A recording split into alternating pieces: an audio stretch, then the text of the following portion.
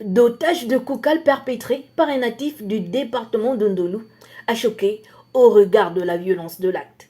Sitôt informé, le chef de l'État s'est empressé de porter assistance aux victimes du preneur d'otages. Les éléments des forces de défense internés à Port-Gentil à la suite d'un échange de tirs avec le ravisseur et d'une employée de l'entreprise Perenco kidnappée et ayant subi de nombreuses agressions de la part du hors-la-loi.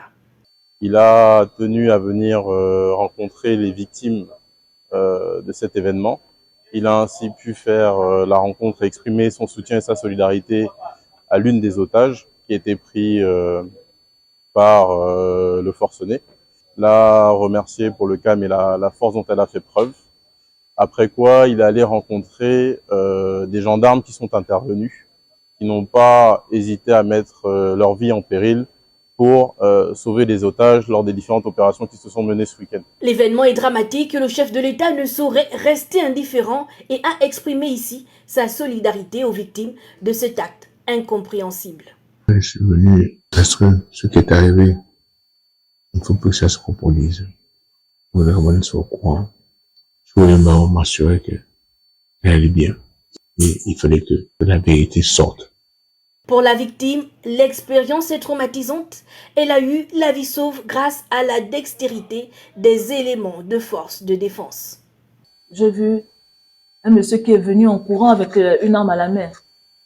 Donc j'ai paniqué, je pensais que c'est encore d'autres personnes qui venaient peut-être me tuer ou quoi. Donc j'ai crié, j'ai fait, quand j'ai fait ça, lui aussi il a tombé, il a vite pris le fusil. Maintenant ils se sont tirés un peu avec le gendarme. Et je crois qu'il a trébuché, il a fui, je sais plus. Et moi j'ai crié, ils sont venus m'attraper, ils ont dit on s'est fini.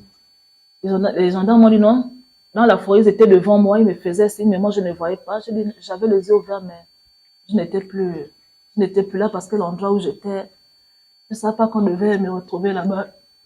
Je suis même surprise que je me retrouve encore ici aujourd'hui. J'ai fait 48 heures dans la forêt, sans manger. On a abusé de moi. On avait déjà reçu l'ordre que bon, s'il tire, on essaie de tirer, mais on ne pouvait pas tirer puisque la femme était allongée. Il avait son arme cachée sous le drap. Parce qu'il disait à la femme, si elle bouge et elle court, il va tirer. Donc, au même moment, je suis arrivé, je suis sur lui, je lui ai dit, si tu bouges, je tire sur toi. Mais il n'a pas voulu comprendre, il a levé son arme. Donc, on a commencé à se bagarrer, j'ai poussé l'arme, il a couru, il a tiré, j'ai tiré, mais je ne l'ai pas eu, je l'ai raté. C'est là où moi j'ai pris la balle au pied.